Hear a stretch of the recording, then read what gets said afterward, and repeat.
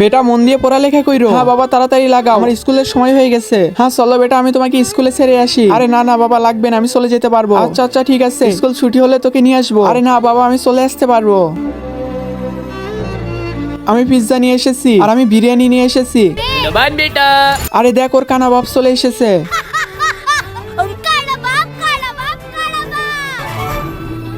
আরে কানা বাপ নিয়ে যাও তোমার ছেলেকে, নয়তো তোমার ছেলের চোখও কানা হয়ে যাবে।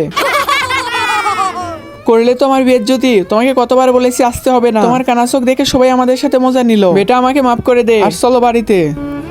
নাও এই ব্যাগ, আমি একাই যাচ্ছি।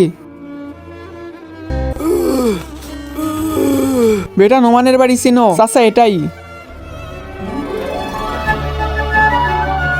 বেটা তোমার মালিক নোমানকে বলো। ঠিক আছে চাচা আপনি এখানেই দাঁড়ান।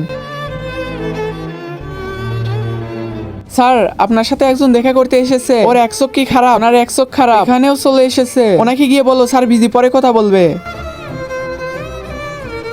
স্যার এখন বিজি, পরে এসো। কিন্তু বেটা একবার। আরে বুড়ো তুই কথা বুঝিস না, চলে যা এখান থেকে, নয়তো এটা দিয়ে। ঠিক আছে যাইতেছি যাইতেছি।